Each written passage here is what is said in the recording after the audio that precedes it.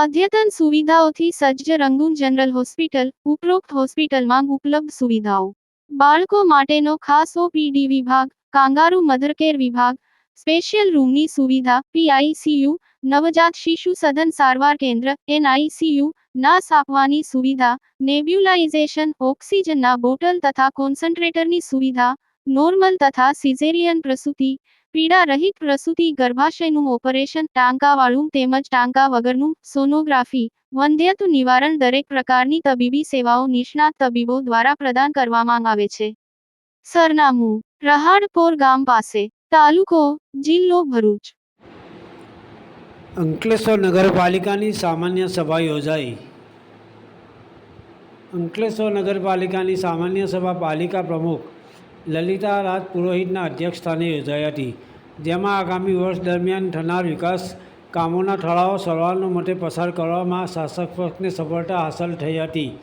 0 hours દરમિયાન વિપક્ષી સભ્યો રફીક ઝઘડિયાવાળા તેમજ જહાંગીર ખાન પઠાણે આઇકોનિક રોડના નિર્માણ કાર્યમાં થયેલી ગેરરીતિ તેમજ ઇજારેદાર દ્વારા કામમાં વેઠ ઉતારી હોય તેના ફાઇનલ બિલના ચૂકવવા ઉપર રોક લગાવવાની માંગ જોરશોરથી ઉઠાવી હતી. આ ઉપરાંત વિવિધ વોર્ડમાં થયેલા માર્ગ, બ્લોક તેમજ ડ્રેનેજના કામોમાં થતા વિલંબ તેમજ ગુણવત્તા અંગે પણ વિપક્ષના સભ્યોએ પ્રશ્નાર્થો ખડા કર્યા હતા અને શાસક પક્ષને ઘેરવાની કોશિશ કરી હતી. તો તાજેતરમાં ખૂબ ચગેલા શૌચાલય કૌભાંડ અંગે પણ વિપક્ષે ઊંધો બોલ નાખી શાસક પક્ષના સભ્યો જ પોતાના પક્ષના એક સમયના નગરસેવક માટે દોષનો ટોપલો નાખવાની કોશિશ કરી રહ્યા હોવાનું જણાવી આ કથિત કૌભાંડમાં સંડોવાયેલા તમામ સામે કાયદેસરની તપાસ થાય તેવી માંગ કરી હતી. સામાન્ય સભામાં ડ્રેનેજ, પાણી, રોડ, રસ્તા ઉપરાંત સારા ફાયર વિભાગના અમુક કામો તેમજ સ્વચ્છતા અંગે ખાનગી એજન્સીને કચરો ઉઠાવવાના કરાર સંબંધે ઠરાવોને બહાલી આપવામાં આવી હતી. યાકુબ પટેલ, ભરૂચ. આજ રોજ અંકલેશ્વર નગરપાલિકા સભાખંડમાં બોર્ડ મીટિંગ મળી હતી. એમાં એજન્ડા પર 100 જેટલા કામો લેવામાં આવ્યા. તમામ કામો વધુ મતે તેમજ સર્વાનુમતે મંજૂર કરવામાં આવ્યા છે અને આમાં 30 કરોડની ગ્રાન્ટ 30 કરોડ જેટલી ગ્રાન્ટ મળી છે. એમાં સરકારના હેડ નક્કી કરેલ છે એ પ્રમાણે એનું આયોજન કરીશ અને મુખ્ય રસ્તા અને વિવિધ વિસ્તારમાં બ્લોક અને આરસીસીના વિકાસના કામો લેવામાં આવ્યા છે. અંકલેશ્વર નગરપાલિકા ખાતે આજે જનરલ બોર્ડનું આયોજન થયું હતું. એ જનરલ બોર્ડની અંદર 1 થી 32 સુધીના કામો હતા.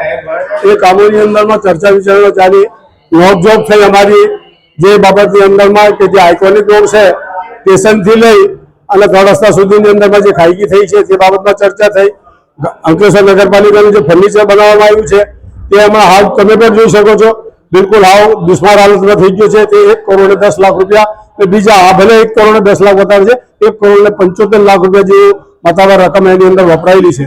બીજું ગામની અંદરમાં 74 ને 4 સંડાસ, બાથરૂમ, આપણે શૌચાલય, તે બાબતની એક બહુ મોટી પ્રેસ મીડિયામાં, પ્રિન્ટ મીડિયામાં ચાલી રહેલું છે.